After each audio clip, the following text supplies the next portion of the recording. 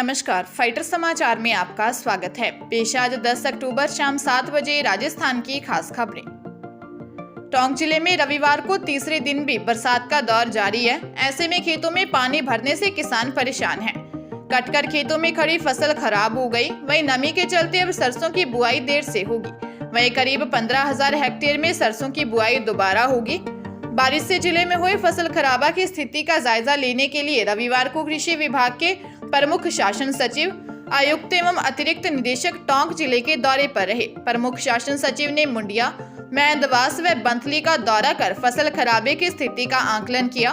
उन्होंने सहायक कृषि अधिकारी कार्यालय में जिला कलेक्टर सहित अन्य अधिकारियों से चर्चा की व खेत में कटकर पड़ी फसल को बरसात से हुए नुकसान की स्थिति को देखा। इस बारिश के कारण करीब 9,050 हेक्टेयर एरिया के फसलों में 80 से 90% नुकसान का आकलन किया जा रहा है। इस बारिश से खेतों में कटकर पड़ी सोयाबीन, उड़द, मूंग, बाजरा, मक्का की फसल नष्ट हुई है। 2 दिन तक रुक रुक कर कभी तेज तो कभी मध्यम गति से हुई बारिश से बांधों, तालाबों में पानी की आवक बढ़ी है, लेकिन किसानों के लिए यह बारिश नुकसान साबित हो गई है। खेतों में पानी भरने से किसानों को दोबारा बुआई करनी पड़ेगी। देरी के चलते गेहूं, चना, जौ की फसलों की बुआई ज्यादा होगी। सौंफ, बांसला, आमली, मोहम्मदपुरा, पाएगा समेत आदि क्षेत्रों में से 80% फसल खराब हो गई। अलवर के खेड़ली में विगत 48 घंटे से निरंतर हो रही बारिश से देर रात करीब 2 बजे ग्राम खेड़ली रेल में एक पक्का मकान ढह गया, जिसमें दबने से एक 17 वर्षीय किशोर की मौत हो गई तथा 3 जने घायल हो गए। जानकारी के अनुसार कस्बे के निकटवर्ती ग्राम खेड़ली रेल निवासी नंद किशोर अपने मकान में सो रहा था। रात लगभग 2 बजे 2 कमरों के ढहने से उसमें सो रहे पुत्र 17 वर्षीय आकाश की मौत हो गई तथा 15 वर्षीय पुत्री सपना, 12 वर्षीय विकास व 8 वर्षीय कल्पना घायल हो गए। सूचना पर पहुंची पुलिस ने ग्रामीणों की मदद से आधे घंटे की मशक्कत के बाद मलबे में दबे लोगों को बाहर निकाला। पुलिस ने सभी को खेड़ली रेफरल अस्पताल पहुंचाया, जहां चिकित्सकों ने आकाश को मृत घोषित कर दिया।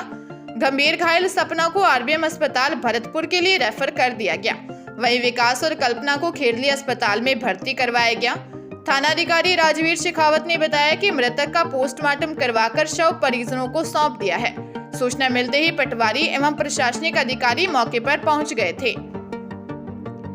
हनुमानगढ़ जंक्शन के एक निजी विद्यालय में अध्ययनरत 17 वर्षीय छात्रा से अश्लील फोटो वायरल करने की धमकी देकर बलात्कार करने तथा उसे आत्महत्या के लिए मजबूर करने का मामला महिला थाने में ज्ञात मोबाइल नंबर धारक के खिलाफ मामला दर्ज करवाया गया है। पुलिस के अनुसार एक व्यक्ति ने रिपोर्ट दी कि उसकी 17 वर्षीय पुत्री निजी विद्यालय में पढ़ती थी। उसे गत माह उसकी एक सहेली ने अपने घर बुलाया। वहां मोबाइल नंबर धारक एक जना मौजूद था। उसने पुत्री को धमकाया कि उसकी फोटो को अश्लील बना दिया है, उसे वायरल कर बदनाम कर देगा। अज्ञात आरोपी ने धमकाकर उसके साथ बलात्कार किया। इस दौरान उसकी अश्लील फोटो व वीडियो बना ली। आरोप है कि पीड़िता को निरंतर ब्लैकमेल किया गया तथा आत्महत्या को दुष्प्रेरित किया गया। इससे तंग होकर पीड़िता ने जहरीले पदार्थ का सेवन कर लिया। उसे अस्पताल में भर्ती करवाया, जहां उसकी मौत हो गई। कच्चे तेल की कीमतों में तेजी के कारण एक बार फिर दाम $100 प्रति बैरल पर पहुंचने से पेट्रोल डीजल के दामों में उठापटक का सिलसिला शुरू हो सकता है। हालांकि ऑयल कंपनियों ने रविवार को पेट्रोल डीजल की कीमतों में कोई फेरबदल नहीं किया। जयपुर में अभी पेट्रोल के दाम 108.48 और डीजल के दाम 93.72 रुपए प्रति लीटर हैं। देश में पेट्रोल डीजल की कीमतें 22 मार्च से बढ़नी शुरू हुई थी। उस दौरान 14 बार पेट्रोल और डीजल के दामों में वृद्धि की गई थी। तब इनके दामों में करीब 10 रुपए प्रति लीटर की तेजी आई, जिससे महंगाई अपने चरम पर पहुंच गई। पिछले साल नवंबर से पेट्रोल के दाम स्थिर हैं। हालांकि पश्चिमी बंगाल समेत कुछ राज्यों के चुनाव व बाद में पिछले साल सितंबर में अंतिम दिनों में जो पेट्रोल की कीमतें बढ़नी शुरू हुई वह दिवाली से पहले तक जारी रही। इतने दिनों में ही पेट्रोल 8.15 रुपए प्रति लीटर महंगा हो गया।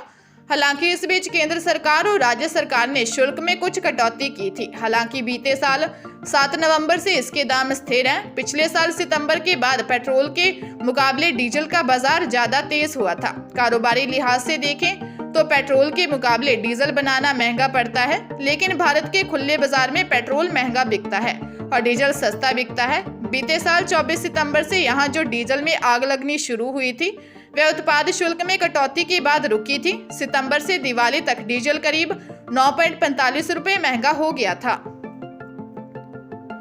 नागौर जिले के मुंडवा थाना पुलिस ने बुजुर्ग दंपति पर जानलेवा हमला का मामला दर्ज किया है। जोधपुर में उपचाराधीन दंपति ने पर्चा बयानों के आधार पर मुंडवा पुलिस ने अज्ञात के खिलाफ जानलेवा हमला करने का मामला दर्ज किया है। संगीन मारपीट के बावजूद चोरी या लूटपाट नहीं होना भी खास बात है। पुरानी रंजिश, पारिवारिक या संपत्ति के विवाद के चलते जानलेवा हमले के कयास लगाए जा रहे हैं। पुलिस इस मामले में संदिग्ध लोगों से पूछताछ कर रही है। पर्चा बयानों के आधार पर पुलिस जांच को गति मिली है। पुलिस के अनुसार हमले में घायल 72 वर्षीय धारूराम का जोधपुर के मथुरादास माथुर अस्पताल में इलाज चल रहा है। उसकी पत्नी को छुट्टी दे दी गई है। गौरतलब है कि खेत में ढाणे के बाहर सो रहे वृद्ध दंपति पर रात को अज्ञात व्यक्ति ने जानलेवा हमला किया था। इस घटना में मुंडवा निवासी 72 वर्षीय धारूराम व उसकी पत्नी 70 वर्षीय आसुड़ी गंभीर घायल हो गए, लेकिन इन्होंने हिम्मत नहीं हारी। वे घायल हालत में करीब आधा किलोमीटर तक चल कर गए तथा दूसरी ढाणी में आवाज देकर लोगों को जगाया और अपने बेटों को सूचना देने को कहा। इसके बाद दोनों घायलों को मुंडवा के सामुदायिक स्वास्थ्य केंद्र लाया गया, जहां से उन्हें प्राथमिक उपचार के बाद जोधपुर रेफर कर दिया। नागौर के एएसपी ने मौके पर पहुंचकर जानकारी ली तथा आवश्यक दिशा निर्देश दिए और घटनास्थल का मौका मुआयना किया और वहां पहुंचे लोगों से जानकारी जुटाई। उदयपुर जिले के बेकरिया थाना क्षेत्र के गोगुंदा पिंडवाड़ा हाईवे पर उखलियात सुरंग के नजदीक तेज रफ्तार कार की टक्कर से बाइक सवार 2 जनों की मौत हो गई। प्रत्यक्षदर्शियों ने बताया कि उदयपुर गोगुंदा की तरफ से पिंडवाड़ा की ओर तेज रफ्तार से जा रही एक कार ने उखलियात सुरंग के पास आगे चल रही बाइक को टक्कर मार दी। हादसे में बाइक सवार पांडीबोर निवासी 50 वर्षीय लाडूराम के सिर में गंभीर चोट लगने से मौके पर ही मौत हो गई। वहीं 36 वर्षीय अंताराम गंभीर रूप से घायल हो गया। हादसे की सूचना पर बेकरिया थाना अधिकारी व एएसआई मैं जाप्ता एवं 108 एम्बुलेंस मौके पर पहुंचे और गंभीर घायल अंताराम को गोगुंदा हॉस्पिटल पहुंचाया गया, जहां डॉक्टरों ने उसे मृत घोषित कर दिया। हादसे की सूचना पर मृतकों के परिजन गोगुंदा हॉस्पिटल पहुंचे, जहां एएसआई गहरी लाल ने दोनों शवों का पोस्टमार्टम करवा परिजनों के सुपुर्द किया। पुलिस ने मामला दर्ज कर जांच शुरू कर दी है। जोधपुर के मंडोर थाना अंतर्गत बालसमंद क्षेत्र में नयाबास के उगम विहार स्थित सोने मकान के ताले तोड़कर चोरों ने लाखों रुपए के सोने व चांदी के आभूषण और 2.84 लाख रुपए चुरा लिए। पुलिस के अनुसार मूलतः जैसलमेर निवासी देवराम का मकान गत दिनों सोना था। उसके चचेरे भाई ने मकान की लाइटें चालू होने व बाहर एक मोपेड खड़ी होने की सूचना दी। चोरी का अंदेशा होने पर देवाराम ने पुलिस को अवगत करवाया।